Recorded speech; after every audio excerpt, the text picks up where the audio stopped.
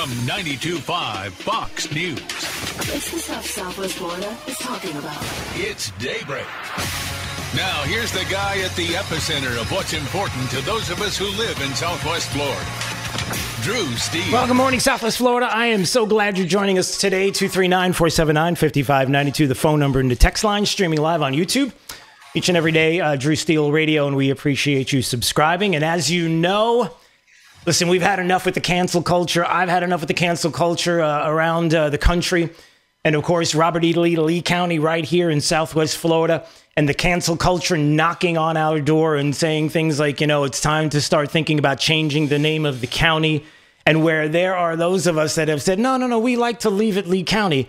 The problem is that when the minority of voices come into your town and try to tell the majority what to do, I worry about politicians, weak-kneed, those that won't fight back and won't tell them to stop. And so I have said, why don't we do this? We change the name of Lee County to Trump County. And how many of you have responded and loved the idea? The change.org petitions, 3,000 plus signatures, even the Trump County logo that we're developing, and with your help, having some fun with that as well. But listen, we cancel the cancel culture. That's what it's all about.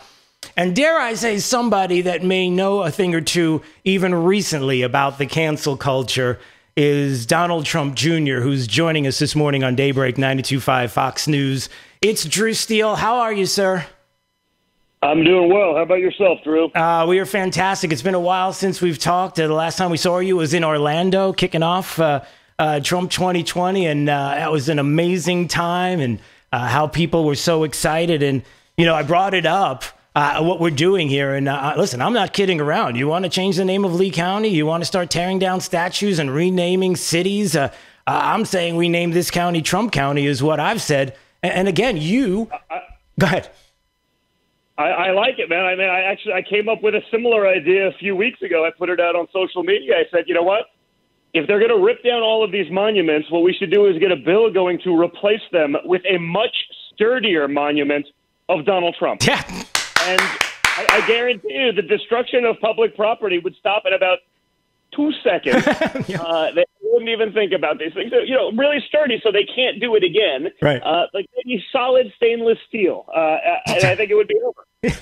Right. And who better to go to than your dad, right? To find the best designers, right? To come up with the best way to make it happen. Listen, I'm half joking, but I'm very serious about this, as you are probably in the same way. I mean, when you have those that would come and demand and tell you don't have a choice, that this is the way it's going to be or else, and then you are trying to trust politicians who are not going to fight the way your dad fights, and you have to worry about them acquiescing. I don't go for that. I will stop that in its tracks right now, and you even know about that with big tech and what they did to you on Twitter.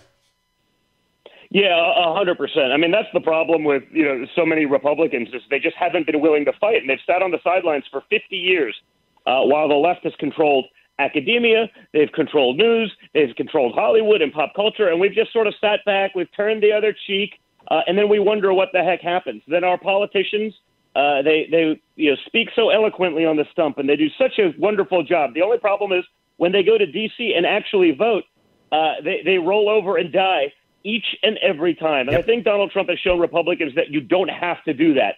We had the House, we had the Senate, we had the presidency in 2016, but you had leaders in the House like Paul Ryan that were the weakest people you could possibly imagine. Right. They want to be invited to the cool person Washington, D.C. Christmas party. They want some leftist writer that hates his guts, freedoms, values, everything. They want them to write a little nicer about them, a little nicer. So they roll over and give everything. We can't do that, guys. We got to fight. Right. Donald Trump has shown Republicans that you can fight. You don't just have to roll over and die because they would like you to. And because of that, you actually get results. We just need more people on the Republican side to actually think like that. And I think that's happened. So, I mean, if we got back the House this time with Trump at the helm, real leadership there, and kept the Senate, I mean, we could do incredible things for America. Yep. Now, you contrast that, Drew, with if the Democrats get the House, the Senate, and the presidency. You see, Joe Biden's he's a sock puppet. I mean, he has no idea where he is 50% of the time. This guy's not going to be the leader of the Democrat Party. Everyone knows that, right? He can't get through a sentence without stumbling on himself. He can't speak to a crowd of 10 people without a teleprompter. He has no idea where he is. But the media and the DNC, and I say that together because they are one and the same. Yep. They are collectively going to happy about Joe Biden because they can try to fool a good amount of Americans who maybe don't spend all day doing this stuff like you and I do and say, oh, no, Joe's a good guy. He's a moderate. Oh, really? He's a moderate? He's a moderate pushing Bernie Sanders, Socialist Communist Manifesto, Green New Deal, and another name only platform. He's a moderate. Yeah. He's a moderate wanting to give free health care paid for by you, the very generous American taxpayer. Now, you don't get that for your own kids, but you have the privilege of paying for it for illegal immigrants. Yeah. You can also pay for free housing for criminals coming out of prison. Yeah. Have a no bail system that totally wouldn't discourage crime at all. Right. Defund the police movements that are picking up steam. You know how to have more senseless killings like what happened to George Floyd? How about this? How about force all the good, experienced cops into early retirement and fill that void with people who may not have met the standard, who have no experience, and then you're going to see real problems. I mean, the Democrat Party has lost their mind and their way. Right. This is not your grandparents' Democrat Party anymore. These are radical socialists. Yeah. And there's no other way to say it. So we need everyone in this thing. We need everyone to get out there. We need them to vote. We need them to volunteer, to donate, because the real problem is we're not in a fair fight. Yeah. You brought up social media. I mean, they threw me off Twitter last week for putting out a video of a dozen doctors talking about the benefits of hydroxychloroquine that they saw in the field treating patients. Right. The doctors at Twitter, of which I'm not sure there are any, were deciding what is medical science and what isn't when it's clearly not proven. You've seen the CDC has flip-flopped every other day on all of these things. So you had doctors treating people in the field who had an opinion. I tweeted that out, and they threw me off the platform. Yeah.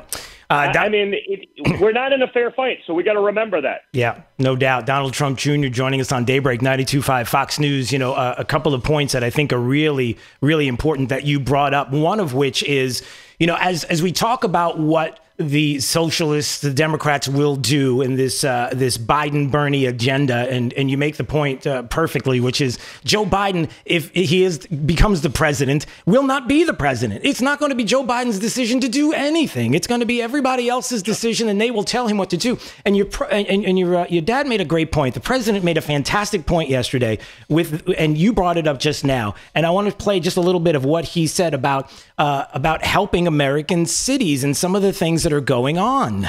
And I think this is an important point. So we're helping out when you look at what's happening in Chicago and some other cities with the shootings and the killings. They need help. And we haven't met with resistance, I have to be honest with you. I think it's good that we haven't. We're only looking to help them. We're only looking to help. And I think that's a point that's being missed here.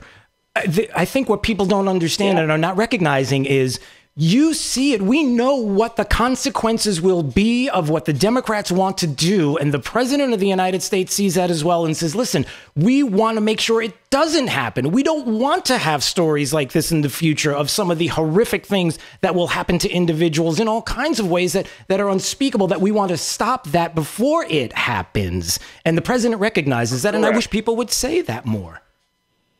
I agree, but you have the Democrats and their buddies in the media. You had Jerry Nadler the other day. What's happening in Portland is a myth. Right. That's not really happening. Oh, really? They're not really burning down buildings. They're not really rioting every night for the last 70 days. Yep. What are you talking about? Well, it's Donald Trump's fault. It's like, but you're saying it's Donald Trump's fault because he sent in federal troops to assist the local police who've been overrun. No. That changed the dynamic. I go, but wait a second. But they were rioting every night for 5 weeks prior to those troops ever getting there. Right. Those backups, those reinforcements. Like, are we supposed to let our officers, our hardworking men and women in blue get run over and not give federal? We don't want this to happen, but we need to bolster those things. I mean, it's incredible to me, Drew, how I can watch the news every day. It's Donald Trump's fault. What? The 19 of the top 20 most violent cities in America are run by Democrats, managed by Democrats, in many cases managed by Democrats for 100 years. And it's magically Donald Trump's fault that people are being killed in the streets every day. I mean, what's going on in Chicago and New York is worse, but it's not like it wasn't going on every weekend in Chicago for the last few years. It's just now they can figure out, as ridiculous as it may be, they figured out a way to try to pin it on Donald Trump. Yeah. And, that's the entire strategy of the left. Anything that's bad, it's Donald Trump's fault. It has nothing to do with 100 years of mismanagement. It has nothing to do with stupid leftist policies that allow people to go, run roughshod over everything that's decent, in the world. It has nothing to do with that. It's Donald Trump's fault. Yeah. I mean, I don't think anyone buys it. And now you see what's going on with the House with the stimulus stuff, and the Democrats want to bail out these bad cities that have done a crappy job managing themselves for decades, failed Democrat policies, giving everyone whatever they wanted, and now they want the federal government and you, the American taxpayer, to bail out those cities, not because of COVID, but because of decades, 50 years plus of bad management. And that's insanity. Yeah, it is. And it doesn't go away, everybody. It's not like after the November election, all of this just suddenly stops and we're back to it's always going to be there. The left is always going to fight. They're always going to play the long ball, the long game. They always have. They always will. They'll wait for the opportunity. The kind of things that we're seeing on the streets of America right now is an opportunity that they saw, that they are seizing upon, and all of this. And you have to have people that are willing to fight to stop these things and recognize what it is, to stop it from happening. And this, by the way, is going to continue long after the election. When Donald Trump is reelected president of the United States, everybody, the fight doesn't end there. You don't pack up your bags and go home. It doesn't stop. It's going to continue. All Donald Trump did was be, A, willing to fight, and B, wake up Americans to the fact that we've been in a fight for decades. All right. Conservatives are like, oh, wow, this fight's really gotten bad. I was like, really? Like, where have you been? Right. Yeah. Where have you been? You've been listening to, the conservative leaders who had no idea what was going on while the left is laughing their butts off, taking everything that they could possibly want. I mean, That's the thing. For future leaders after the age of Trump, we need someone who can step up in there and actually also fight. Yep. Not go back to the old I mean, by the way, if Donald Trump didn't win this one, conservatism would have been dead. Mm-hmm. Over. Yeah, because it's true. All of these other, you see it, like the never Trumpers, we're the thought leaders of the conservative. You've never done anything. Yeah. You've never fought for anything. Right. You never got us anything. Where was the fight? You're the thought leader of the party. If you're the thought leader of the party, it might as well be over. Yeah. So, we need that next generation of conservatives to fight, and hopefully the craziness that we see going on right now is enough to get regular, normal people who may be independent or on the middle of the road be like, you know what? Enough is enough. Yeah. I want my children to benefit from my tax dollars, not every liberal, ridiculous cause, in the world. I want to recognize the America that I know and love in a few years, because you won't. Mm-hmm. You won't with this radical system. They said it. They're going to stack the courts. They're going to do mail-in balloting. And guess what? They're going to cheat their way to victory, which they're happy to do. There's a reason Republicans and conservatives never win any of these contested elections, because magically, the next day, look, here's 15 boxes of ballots, all marked, exactly the exact same time. And no, this is totally legitimate. Oh, you lose. Sorry, guys. I love how they're trying to equate absentee balloting with universal mail-in ballots. Like the difference. You're trying to fool everybody into thinking that there's that there's no difference. There is an obvious difference, and we've said it a million times. There's a huge difference. And by the way, some of the biggest leftists in the world are literally on record talking about mail-in voting and how bad the system is. I mean, look at what's going on in New York. It's like 40 days from their primary, and they still don't know who won. And every day, magically, people keep showing up with new boxes. Oh, here's a couple more. Oh, they're not postmarked. Well, it doesn't matter. A judge allows them to count. Right. Guess which way those are going to sway. Right. And ultimately, if it's for the president of the United States, they'll say we need a couple more days, and then boxes and boxes come in, and all of a sudden, we got enough for Joe Biden. That's it. No more. We're done. We got enough. Okay, we got to stop this. It's too long. This is too long, everybody. We've waited too long. Come on, we have to stop.